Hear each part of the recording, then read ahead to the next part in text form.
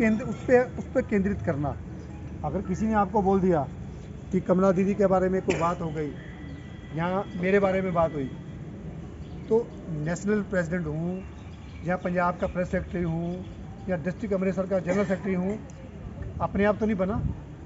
आप जैसे भाइयों ने चुन के बनाया ना, तो आप लोगों के बिना मैं क्या हूँ? आप लोगों के बिना आपके जिला कमांडेंट, कंपनी कमांडेंट भी कुछ नहीं है। आप हो तो उनकी पहचान है, आप हो तो हम हैं। तो आपके पास पूरा अधिकार है उस बात को पूछने का कि भी मनोज जी, आपकी ये बात हमें पता चली, क्या आपने इस संदर्भ में कोई बात की है? तो उस स्थिति में मेरा फर्ज बनता है उस स्थिति को क्लियर करना। अगर मैं आपको नहीं समझा पाया तो फिर मैं काहे का आपका सीनियर हुआ, काहे का नेशनल प्रेसिडेंट? उसमें मेरा फर्ज बनता है आपके सामने पूरी सच्चाई को रखना। और मेरे को जानने वाले सभी लोग ये जानते हैं कि मेरे को चाहे कोई बुरा कहे, चाहे कोई गलत कहे, जो मेरे मन में बात होती है मैं स्पष्ट रूप से सामने कहता हूँ। चाहे कोई अधिकारी हो, चाहे कोई नेता हो, चाहे मेरा बाप हो, मैं कभी भी किसी का लिहाज नहीं करता। मेरे साथ आपने देखे होंगे सरदार जी हैं मेरे साथ, वो मेरे वो डिस्ट्रिक्ट प्रेसिडेंट हैं, अब रिटायर हो गए। रिटायर होने के बाद भी उनको हमने अपने पास रखा क्योंकि वो गुणों का भंडार है। आज जिस लेवल में पहुंचा मैं ऐसे नहीं पहुंच गया। मैं पंजाब से, वो भी अमृतसर से।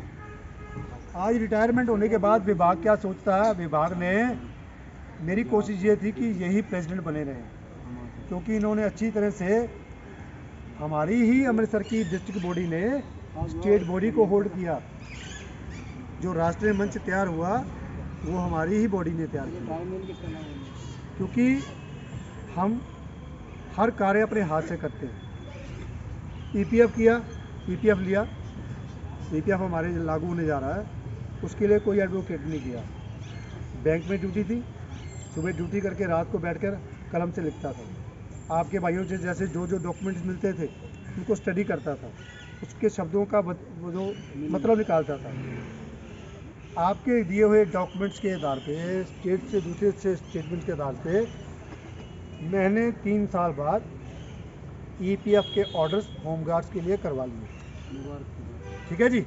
अब मैं भी जवानों से पैसे लेकर वो कार्य करता रहा, लेकिन डिपार्टमेंट मेरे खिलाफ ट्रिब्यूनल कोर्ट में चला गया। अब ट्रिब्यूनल कोर्ट में फैसला गया तो वहाँ पर मेरी हद जो है वो ख़त्म हो गई, क्योंकि जो जवानों से पैसा लेता था उससे डॉक्यूमेंटेशन जो लिखा पढ़ी करता था। अब मामला चला गया कोर्ट में। कोर्ट में गया तो पैसे चाहिए थे, तो जवानों को बोला सबको पंजाब में कि भाई अब मेरे को आपकी ज़रूरत है।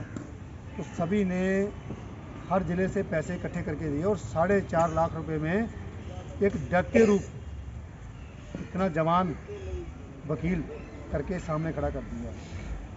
तो फिर भी अकेला वो नहीं लड़ रहा, उसके लिए डॉक्यूमेंटेशन, उसको किस बात पे क्या करना है वो हम बताने वाले। वकील कभी नहीं लड़ता जी। अगर आपने कुछ लेना है वकील को लड़ाना पड़ता है। अगर आप लोग ये सोच लो पैसा दे दिया, कागज दे दिए, आपकी विजय हो गई 50-50, अगर उसमें कुछ आपको लेना है तो वकील के साथ खड़े होकर वकील बनना पड़ेगा।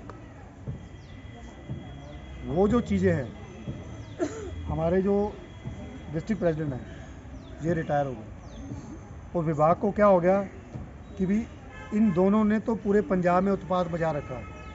किसी ऑफिसर को नहीं छोड़ा, अपने डीजीपी को नहीं छोड़ा। मैंने अपने डीजीपी की कंप्लेंट की, वेलफेयर फंड का घोटाला निकाला, सिविल डिफेंस का घोटाला निकाला 96 करोड़ का। वो चीज़ें मैं लेता गया और मेरे को थ्रेटनिंग होती कि मैं परवाही नहीं किया। जब आखिर में आके मसला बहुत गंभीर हो गया तो मेरी मिसिज जो है ऑल इंडिया की शिवसेना की महिला विंग की प्रेसिडेंट थी, मैंने उसका लेटर पैड इस्तेमाल किया, पीएम ऑफिस तक मसला गया।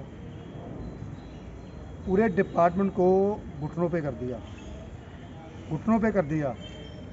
उसमें मेरा पर्सनल, मेरे को बड़े उन्होंने लालच दिए, कंपनी बंडर बनाना, रेगुलर करना, लाखों रुपए की बात।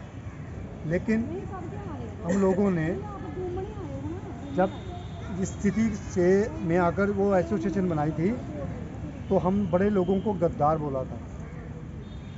तो मेरा परिवार, मेरी पत्नी मुझको खुद मोटिवेट करती थी अपने साथियों के लिए, अपने भाइयों के लिए काम करने के लिए।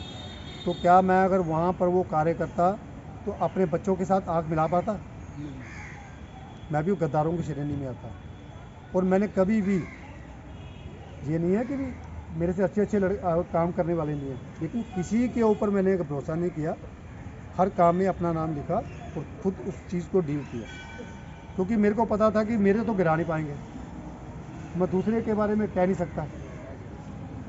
उस सिचुएशन में हमने जो भी कार्य हमारे जो डिस्ट्रिक्ट प्रेसिडेंट के साथ मिलकर उठाया उसको हर हाल में कंप्लीट किया। अब इनको मैं दोबारा प्रेसिडेंट बनाने के चक्कर में था, क्योंकि वो इंसान रिटायर हो गया। जो रिटायर इंसान हो गया, अब विभाग उसका क्या बिगाड़ सकता है? कुछ नहीं। वो वैसा शेर है, आदमखोर बन गया जिसके मुंह को लहू लगा हुआ है, हर चीज़ ली है। तो हमारे विभाग के साथियों ने, ऑफिसर्स ने हमारे ही कर्मचारियों को ये बोल के कि रिटायर आदमी आपका क्या करेगा, आपका नहीं बनेगा, तो इनको बाहर करने के लिए मजबूर कर दिया। लेकिन हमने फिर भी इनको अपने एसोसिएशन का सरपरस्त बनाया, भरोसा किया, तो यहाँ तक पहुँचे। और आप तो बड़े किस्मत वाले हो। आप कैसे किस्मत वाले हो कि भी ये जो बहन कमला शर्मा, इसके नाम से पूरा देश कांपता है। क्यों? क्योंकि एक औरत होते हुए ये हर स्थिति में हर व्यक्ति से अपना हक लेने के लिए टकराने की हिम्मत रखती है। मैं इनको पहले बार दिल्ली में मिला था, तब से लेके आज तक मेरी बहन है, मेरा पूरा परिवार इनका ऋणी है। और इन्होंने हमारी कलाई पे धागा बांधा। वो धागा जो है, मानो तो कुछ नहीं है तो मानो तो सब कुछ है। अगर आज हम आपके बीच में हैं तो उसी धागे की वजह से, उसी राखी की वजह से हैं। और हम लोगों, आप लोगों को ये विश्वास दिलाते हैं कि आप अपने हक की लड़ाई में अपनी इस बहन का पूरा साथ दीजिए। इसके लिए अगर कहीं सर देना पड़ेगा, कोई ऐसी नौबत आ गई कि जैसे विभाग कोई कुर्बानी मांगता है, सबसे पहले मैं कुर्बानी दूंगा अपने भाइयों के लिए। आप ये मत सोचना कि हम पंजाब से हैं तो पंजाब की बात करेंगे, नहीं। इस देश में कहीं भी जिसके शोल्डर पे होमगार्ड लिखा है, वो मेरे परिवार का हिस्सा है, हमारे परिवार का हिस्सा है। हम लोग मंदिर, गुरुद्वारा, मस्जिद में नहीं जाते, क्योंकि हमारा मंदिर, गुरुद्वारा, मस्जिद यही है। सुबह उठो, अपनी ड्यूटी पे आओ, आकर अपने जवानों के वेलफेयर के लिए लग जाओ। तो आप तो इतने किस्मत वाले हो कि आपको ये एक झांसी की रानी मिली हुई है, तो आपको तो इनका खुल के साथ देना चाहिए। अब आपके यहाँ से मैं ये जानना चाहूँगा, कौन कौन से डिस्ट्रिक्ट से कौन कौन से प्रेसिडेंट आए हैं? जम्मू कश्मीर से कोई डिस्ट्रिक्ट प्रेसिडेंट्स भी होंगे।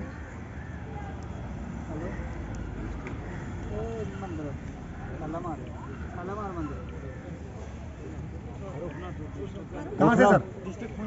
रुकीस भाई, पुंछ से सर। आप अपने साथ कितने आदमी लेके आए? देखिए, अब सोचने वाली बात है, एज ए डिस्ट्रिक्ट प्रेसिडेंट वो खड़े हैं। डिस्ट्रिक्ट प्रेसिडेंट सभी जवानों के लिए कार्य कर रहा है। आज यहाँ पर मान लीजिए अगर अरेस्ट हो जाती तो इनकी नौकरी का क्या होता? तो क्या उन जवानों का फर्ज नहीं बनता था?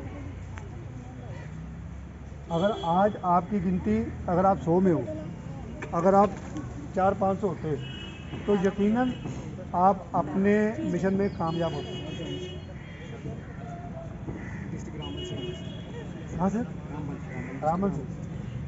तो चलो, आप तो हमारे साथी हो, आप देख ही रहे हम कम।